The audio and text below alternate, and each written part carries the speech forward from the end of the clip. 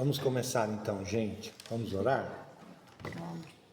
Senhor Deus, Pai querido e Pai amado, vem te louvar, vem te glorificar, vem te exaltar, Senhor, pelo dia, pelas tuas bênçãos, pela tua graça, pela tua misericórdia, pela tua compaixão, pelo teu sustento e pela tua provisão. Porque tu és um Deus tremendo, um Deus maravilhoso, um Deus presente, Pai da eternidade, príncipe da nossa paz.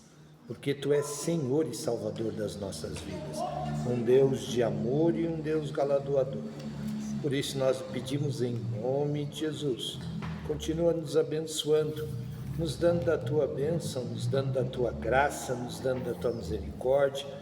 Prospere e abençoa, Senhor, nesse período que estaremos juntos, ó Pai, falando da tua palavra, aonde estaremos juntos, Senhor Jesus, com as mulheres aqui do Santa Gertrudes, ó Pai. E lhe pedimos em nome de Jesus, continua abençoando este grupo, o grupo do Dorcas, ó Pai, trazendo mais mulheres para participar, Senhor Jesus, e que possamos ver, Senhor, a tua mão de poder abençoando e prosperando, Senhor Jesus, o grupo do Dorcas.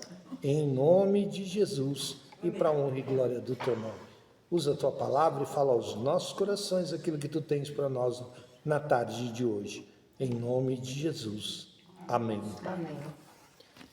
Tudo bem? Então vamos lá. Hoje nós vamos falar sobre um texto muito conhecido. Está lá em Gênesis 22. Nós vamos ler praticamente o texto inteiro. Diz assim: depois de todas estas coisas, Deus testou Abraão. E ele lhe disse: Abraão, e ele respondeu: aqui estou. Ele disse: pegue seu filho único, a quem você ama, Isaque, e vá à terra de Moriá. Ali você deverá apresentá-lo como oferta queimada sobre a montanha que eu indicarei a você. Abraão levantou-se bem cedo, selou seu jumento e levou 2 dos seus jovens com ele, além de Isaque, seu filho. Ele cortou a madeira para a oferta queimada, partiu e foi em direção ao lugar em que Deus tinha dito.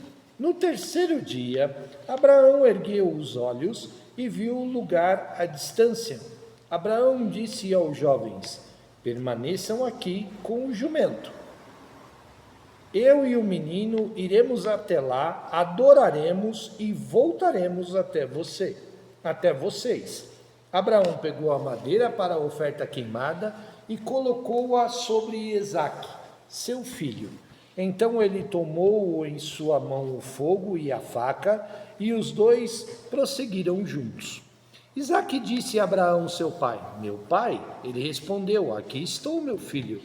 E disse: vejo o fogo e a madeira, mas onde está o cordeiro para a oferta queimada? Abraão respondeu: Deus proverá para si mesmo o cordeiro para a oferta queimada, meu filho. E os dois seguiram juntos. Chegaram ao local em que Deus tinha dito, e Abraão construiu o altar ali. Arrumou a madeira, amarrou Isaque, seu filho, e deitou-o sobre o altar, em cima da madeira. Então Abraão estendeu a mão, pegou a faca para matar o seu filho. No entanto, o anjo do Senhor chamou-o desde os céus: Abraão, Abraão. Ele respondeu: aqui estou. Ele disse: não estenda a mão sobre o menino, não lhe faça nada, pois agora eu sei que você é um homem que teme a Deus, porque não me negou o seu único filho. Abraão ergueu os olhos e viu ali atrás dele estava um carneiro preso pelos chifres nos arbustos.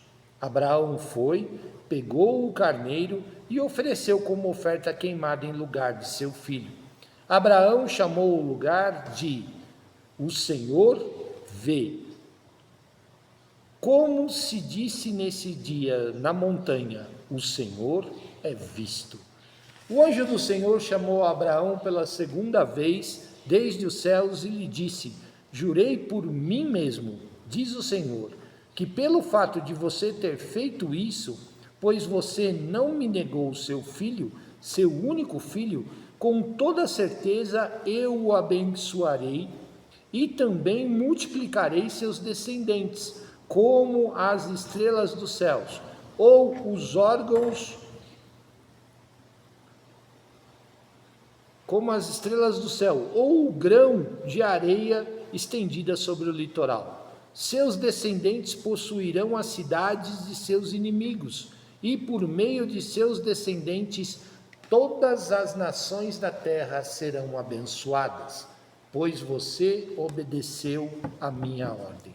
Assim Abraão voltou até os jovens. Eles se levantaram e partiram juntos para Betseba. E Abraão estabeleceu-se em Berseba. Mais tarde, Abraão foi avisado. Mical também deu à luz aos filhos para o seu irmão Nacor, Uts, o primogênito, Bus, seu irmão, e Camael, pai de Arão, Quezeu, Razô, Pislate, Yudfá e Betul. Betul foi pai, e aí ele fala a genealogia dos filhos dos irmãos de Abraão. Nossa, eu li tantas vezes isso e nunca vi essa parte aqui. Que ele foi com duas pessoas. Um monte de irmãos, né? Que ele foi com duas pessoas também. Para mim, Ele tinha ido só com o menino. Levou os céus. Por que eu fiz questão de ler esse texto inteiro? Eu estava orando hoje de manhã para saber sobre o que nós falaríamos. E Deus colocou esse texto no meu coração. E eu gostaria de começar esse período nosso de leitura bíblica e de conversa sobre a palavra com uma pergunta. O que Deus tem que pedir para que você sacrifique porque está tomando o lugar de Deus na sua vida? Quando nós lemos esse texto, dá para a gente ficar meio indignado com Deus, não dá? Por quê? Imagina, né? O filho da gente, a gente matar a gente mesmo, matar nosso filho. Né? Imagina nós sacrificarmos primeiro um ser humano. Certo? É inconcebível a gente entender que Deus pediu para que fosse sacrificado para ele um ser humano. Segundo, o bem mais precioso que Abraão tinha. Dá para a gente ficar meio indignado, hein? Não é surpresa de ninguém. A gente, quando lê esse texto pela primeira vez, a gente fica indignado. Como assim Deus pedindo para sacrificar? Só que nós nos esquecemos que Deus, por amor a nós, sacrificou o dele. Foi ou não foi? Parou já para pensar nisso? Por amor a nós, sacrificou o dele. Jesus.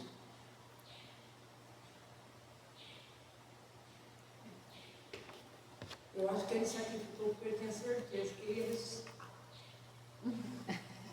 Eu acho. Eu sempre penso assim, agora a gente vai fazer. Na verdade, existe um erro quando nós pensamos assim. Porque Jesus se ofereceu. A palavra nos diz que Jesus se esvaziou de sua glória, se fez homem e ele se ofereceu em sacrifício. Mas o menino não, filho de Abraão. Mas aí é que está. Se nós olharmos os textos atrás, nós vamos ver que Abraão tinha... Quantos anos Abraão tinha? Vocês sabem? Mais de 100. Quando Isaac nasceu, Abraão tinha 100 anos. Quando Deus promete a Abraão, quando Deus apresenta para Abraão, fala: olha, Abraão, sai da tua terra, sai da tua parentela, vai para a terra que eu vou te mostrar e eu te darei um filho. Abraão tinha 90 anos. A Bíblia diz que Abraão tinha 90 anos. Abre lá para mim. A promessa foi dada para Abraão quando ele tinha 75 anos. Desculpa, irmãos. Quando Isaac nasceu, ele tinha 100 anos. Ou seja, 25 anos depois da promessa dada, Abraão se torna pai. Vê ela se cumprindo. Tudo bem? Abre lá em Gênesis 21, lê o versículo 5. Uma folhinha aí antes. Algumas Bíblias não precisa nem virar. Vai lá, Meire. E Abraão, na idade de 100 anos, quando nasceu Isaque, seu filho. E, continua? Pode continuar. E disse Sara: Deus me tem feito riso. Todo aquele que o ouvir irá comigo? Isso. Rirá comigo, né? Por isso que chama Isaac, filho do riso. Rirá. Lembra quando ele, 25 anos antes, Deus chama Abraão, conversa com Abraão e diz assim: olha, Abraão, você vai ter um filho. Aí Abraão já estava com 75. Aí Sara virou e falou assim: como assim? Deus, não rola mais. E Sara, pelo que a palavra nos diz, era 10 anos mais nova que Abraão. Então, se Abraão tinha 75, Sara tinha 65. Também já era praticamente impossível, praticamente não, também era impossível para ela. Né? Então, aí, o que acontece? Só que se nós olharmos mais para frente ainda, nós vamos perceber que nesse período de 25 anos, Deus se revela várias vezes para Abraão, conversa várias vezes com Abraão, e face a face. Porém, quando nasce Isaac, nós não vemos mais Deus conversando com Abraão, a não ser nesse período. E os estudiosos imaginam que, embora a Bíblia chame Isaac de o menino, na verdade Isaac já era jovem, porque ele tinha entre 18 e 20 anos, nesse episódio. É impossível você ver um menino carregando uma pilha de lenha nas costas. Tem como? Não, né? Então, Isaac, nesse período de 18 e 20 anos, por que será que Deus ficou em silêncio com Abraão? Por que será que há um espaço tão grande, sendo que dentro dos 25 anos até a promessa ser cumprida, nós vemos várias vezes Deus falando com Abraão e se revelando para Abraão, pessoalmente. O que mudou? Você já parou para pensar? O que mudou? Por que Deus pediu Isaac?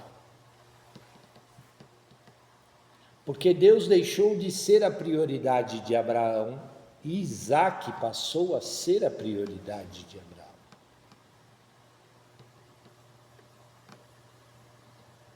Ah, Isaac não era a prioridade de Abraão. Como é que você pode? Nós não podemos nos esquecer que nesse período aqui, Abraão teve um filho antes de Isaac. Lembram disso? O filho de Agar? Lembram disso? E o que Abraão faz com o filho de Agar? bota na rua, literalmente.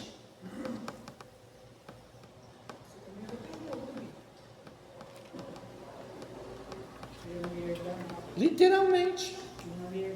Não. Ele literalmente, além de não herdar nada, ele literalmente iria morrer. Porque Abraão coloca ele no deserto para que ele morresse, junto com a mãe dele. Por quê? Porque Isaac era a prioridade.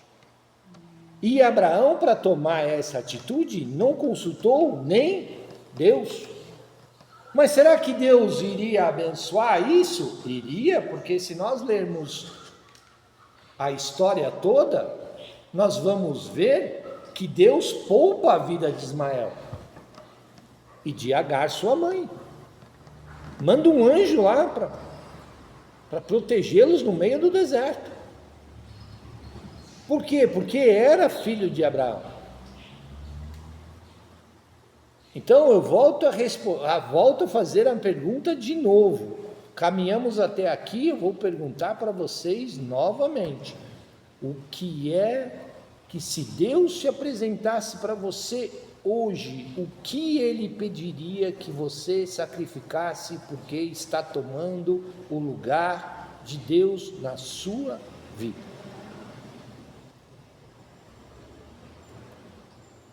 Ah, isso é possível? É.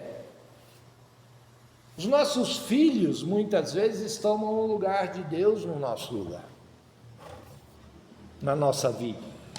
Os nossos parentes muitas vezes tomam o lugar de Deus nas nossas vidas.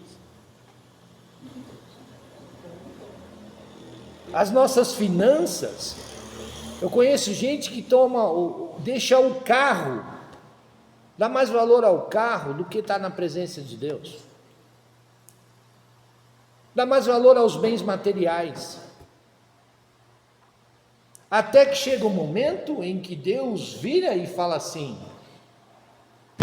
basta.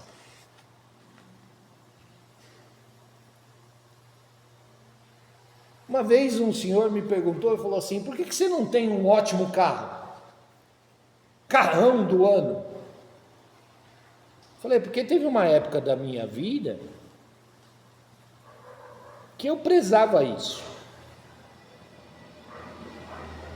Tinha um carrão importado, me achava o máximo por causa disso. Aí um deles, o primeiro, fundiu o motor. Tive que vender o carro para consertar o motor do carro. Aí comprei um segundo, melhor do que o primeiro. Carraço, lindo, bonito, maravilhoso e tal. Aí um cara, uma vez, com um pau velho, um senhor de idade, mas com um pau velho mesmo, veio, mas encheu a traseira do carro. Porque ele perdeu o freio numa banguela, eu estava parado no farol, ele escolheu entre o importado e o cara do importado deve ter dinheiro, mas foi lá e tumba na traseira do carro. Não deu PT não, mas é desanima, né? Depois que não, e outra, ele não tinha dinheiro para pagar nem o dele, quanto mais pagar o meu. Consertei o carro, tive que vender ele de novo, só que aí eu virei e falei assim, deixa quieto. O que era isso? Era Deus virando, falava assim, quantas vezes eu deixei de ir na igreja para ficar encerando o carro? Falou, vai, Felisberto, já que é assim, então tá. Toma o carro. Tira o carro. Tira o carro. Hoje eu prefiro ter um que me leve simples, mas que me leva para tudo quanto é lugar, eu tenho condições de mantê-lo e pronto. Só que tem uma diferença, Bia. Quando nós pegamos esse carro, quando nós pegamos, aliás, os outros carros, a primeira coisa que nós fazemos é consagrar o carro a Deus. Se o carro é consagrado a Deus, Sabe por que eu não chio de trazer as pessoas para a igreja, Meire? Porque o carro é de Deus. Não é meu, eu sou mordomo dele. E Deus tem nos abençoado. Deus tem nos abençoado por causa disso. Então, quando alguém liga no celular e fala assim, você consegue me dar uma carona para ir para a igreja? Consigo. Não, vamos embora. Eu lembro uma vez, durante a pandemia, eu pegava o meu carro todos os dias durante 3 meses. Foi assim durante 3 meses. Eu levantava às 6 horas da manhã, tomava café, orava com a Zilda, depois eu ia lá para o SESI. Ficava na fila do SESI, esperando a minha vez para pegar marmitas. Nós distribuíamos 45 marmitas lá na Miyazaço.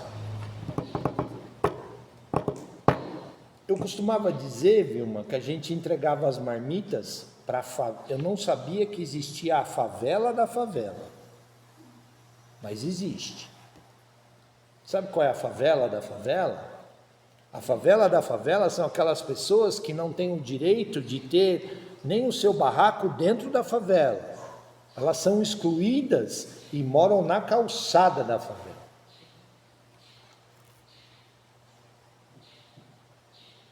Na pandemia, o SESI, a comida que eles iam oferecer para os alunos, porque não estava tendo aula, eles fizeram e distribuíam para quem precisasse. E aí eles iam buscar lá e distribuía na... Porque todo esse estoque já tinha sido comprado e aquela comida toda ia ser perdida. E eu lembro que numa situação dessa, eu fui com uma outra pessoa da igreja. Não, vamos com o meu carro hoje. Eu falei, tá bom, vamos com o seu carro. Fui com o carro dele e tudo mais, carrão, bonito, limpinho, cheirosinho, tudo mais, tal. Entregamos as marmitas. Não, vambora. E aí eu tinha, 2 dias antes eu tinha conversado com um casal que morava debaixo da ponte, ali. Eles falaram, olha, se a gente precisar e tudo mais, tal, o senhor nos daria uma carona até a Caixa Econômica Federal ali do centro, porque nós vamos receber um benefício lá e eu não tenho dinheiro para tomar o ônibus. Eu falei, não, tudo bem. E me esqueci desse detalhe. Aí eu falei com a pessoa, eles vieram falar comigo, chegou lá o benefício, está liberado, o senhor poderia? E o rapaz estava sem tomar banho, acho que uns 3 dias. Ou mais. Tanto o rapaz quanto a moça. Aí a pessoa com quem estava comigo virou e falou assim, no meu carro eles não entram. Lavei o carro ontem.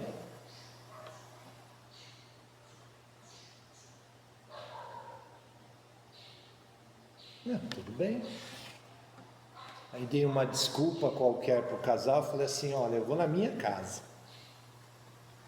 Como eu não estou com o meu carro, eu vou na minha casa. Vou pegar o meu carro, volto aqui, venho buscar vocês e levo. Numa outra vez, tinha um outro senhor comigo, e o casal estava precisando ir para a UPA. Um outro casal de jovens que morava lá na calçada estava precisando ir para a UPA, porque a moça estava passando mal.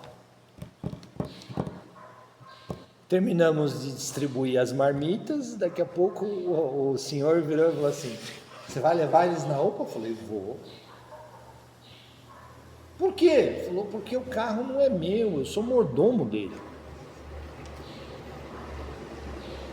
O carro não é meu, eu sou mordomo dele. E toda vez que eu coloco ele à disposição, Deus abençoa. Deus prospera. Eu não posso deixar isso tomar o lugar de Deus. Eu não posso tomar o lugar da obra de Deus. Então, toda vez que você oferece algo para Deus, entrega na mão de Deus, de coração, Deus te abençoa. Irmãos, esse carro está comigo há 13 anos, ele tem 309 mil quilômetros rodados. O Zé Amaral também tem 400 quilômetros. E tudo que tem, a gente vive na chácara, tudo que tem que fazer para a igreja, Ele faz. agora não mais, porque agora ele já... Porque Deus abençoa. Mas quando ele tinha condições, né, Lete? Ele leva cadeira, ele leva não sei o quê. É verdade. Nossa, agora não mais, porque agora não. E Deus abençoa. E como? Só que quando eu coloco os bens materiais, ou até mesmo a família, no lugar de Deus, priorizo mais isso do que Deus, acontece isso que aconteceu com Abraão. Abraão, se você olhar o histórico e ver que durante esses 25 anos havia um relacionamento íntimo, com várias conversas, mas depois do nascimento de Isaac, durante esses 18 ou 20 anos, você não vê mais o relato de Deus conversando com Abraão, e nem vice-versa. Por quê? Porque Isaac tomou o lugar de Deus.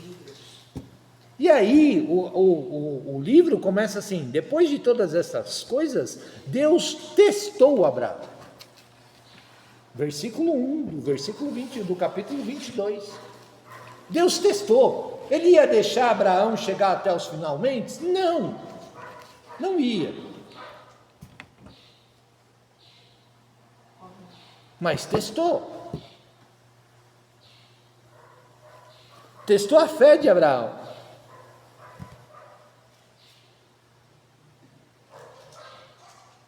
No que você tem sido testado? Na minha paciência. Todos nós Paciência, né? somos testados. Agora, quanto mais tempo eu demoro para aprender, mais prolongado o teste se torna. E Deus é um Deus que nos ensina na prática. Não foi assim. A palavra diz que eles caminharam por 3 dias. 3 dias de caminhada. E a Meire já esteve lá, a Arlete já esteve lá. Sabe que no deserto não é brinquedo, não.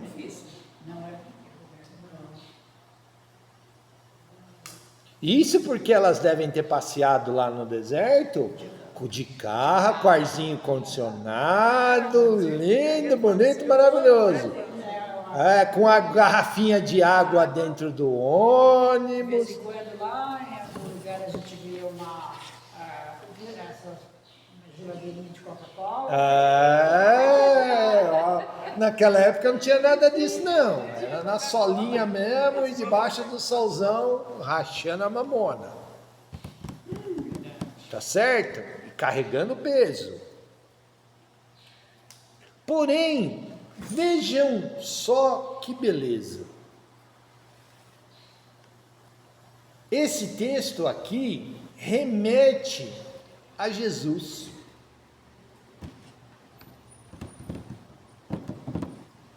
Como é que Jesus entrou em Jerusalém? Montado na onde?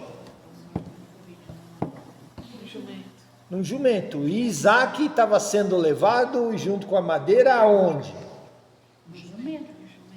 No jumentinho.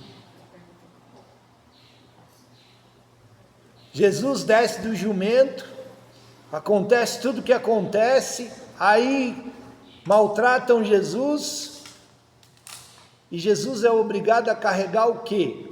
Até o Gólgota, o madeiro. O que Isaac fez? Abraão tira Isaac do jumento, tira a madeira do jumento, vai lá e coloca a madeira nas costas de quem? Quem levou a madeira até o monte foi Isaac, não foi Abraão.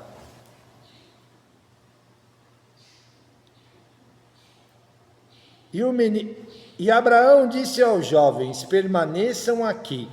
Versículo 5. Eu e o menino iremos até lá, adoraremos e voltaremos até vocês. Versículo 6. Abraão pegou a madeira para a oferta queimada e colocou-a sobre Isaque, seu filho.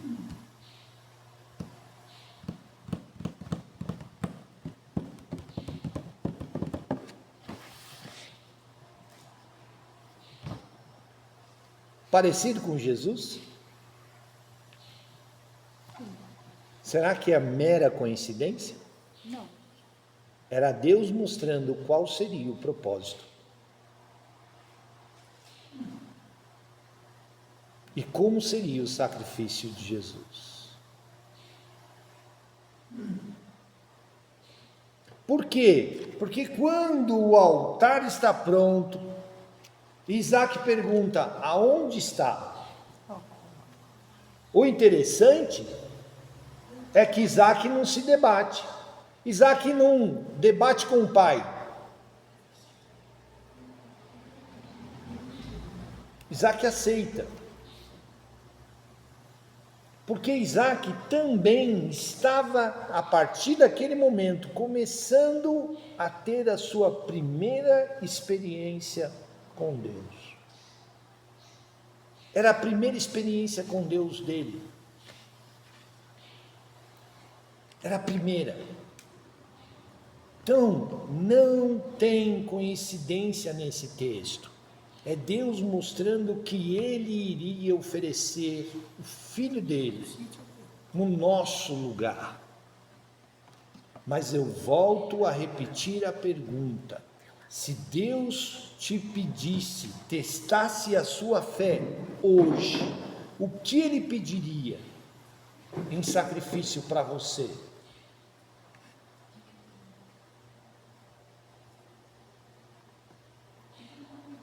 O que Ele pediria? O que tem tomado o lugar de Deus no seu coração? Que o primeiro teste que Deus fez com Abraão foi no coração dele.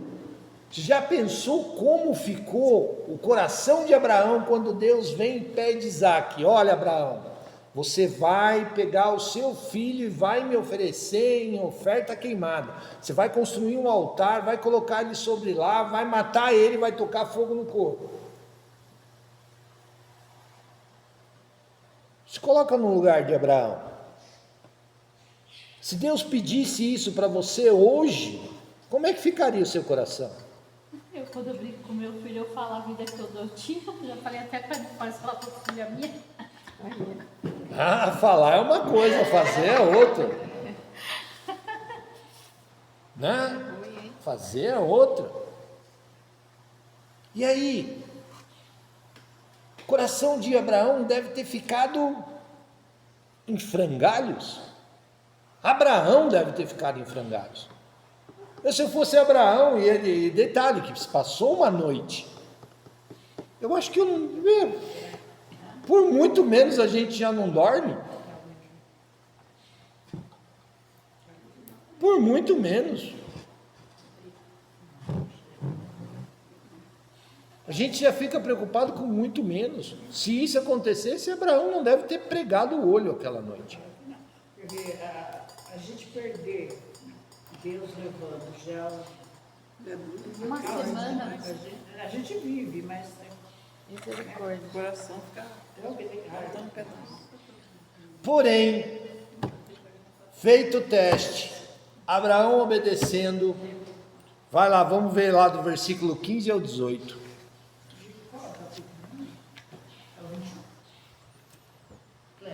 é o 21. Do 22. O anjo do Senhor chamou Abraão pela segunda vez, desde os céus, e disse: jurei por mim mesmo, diz o Senhor, que pelo fato de você ter feito isso, pois você não me negou o seu filho, seu único filho, com toda certeza eu o abençoarei.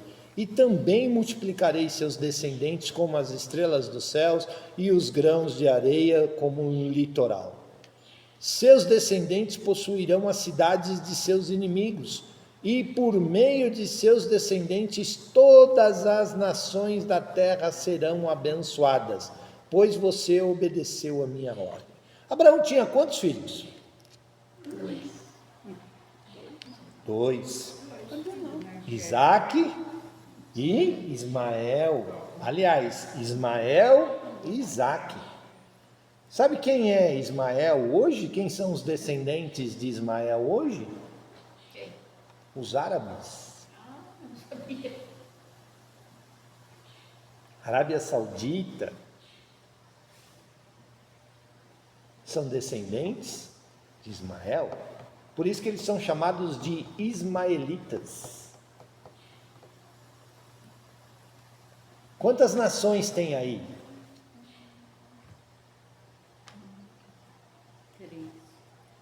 Só dos descendentes de Ismael. Tem um já na rua de casa, né? Aí você tem, nasce Isaac, vem a nação de Israel. E por que Deus fala que nele seriam benditas todas as nações da terra? Todas. Ele está falando de quem aqui? Não. Ele está falando isso para Abraão. Por causa da sua obediência, todas as nações, vou te fazer grandes nações, e veja que está no plural, nações. Nações. E farei bendita todas as nações da terra por sua causa. Todas as nações da terra por causa de Jesus. Jesus vem da descendência de Abraão, porque Jesus era judeu. E por causa do sacrifício de Jesus, por causa da obediência de Jesus, todas as nações da terra são benditas até hoje. É a aliança perpétua. A aliança que Deus fez com Abraão, ela é perpétua. Até hoje. Por causa de Jesus. E se Jesus morreu e ressuscitou e é um ser eterno, por quanto tempo vai durar essa aliança? Eternamente.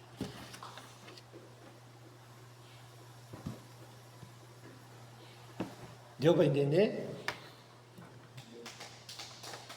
É melhor obedecer ou sacrificar? É melhor eu ter Deus no centro da minha vida ou ter que sacrificar alguma coisa para que Deus se torne o centro da minha vida?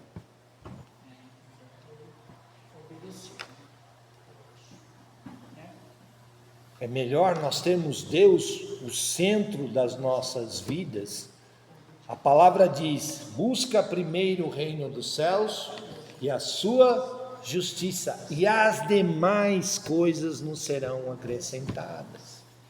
Os nossos bens materiais nos são acrescentados, mas primeiro é a vontade de Deus, primeiro é a presença de Deus, porque se eu colocar os bens materiais, ou os bens pessoais, ou os nossos sentimentos na frente, eu vou ter que acabar sacrificando.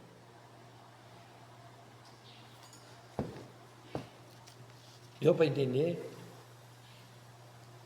Buscai primeiro o reino dos céus e a sua justiça, e todas estas coisas vos serão acrescentadas.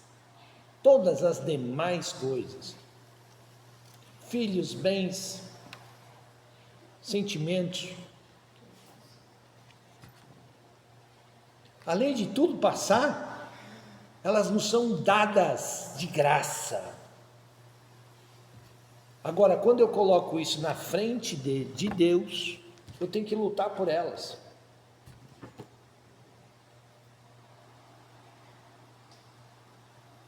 Amém? Tá bom? Responde essa pergunta aí. O que eu preciso sacrificar porque está no lugar de Deus? Interrompe.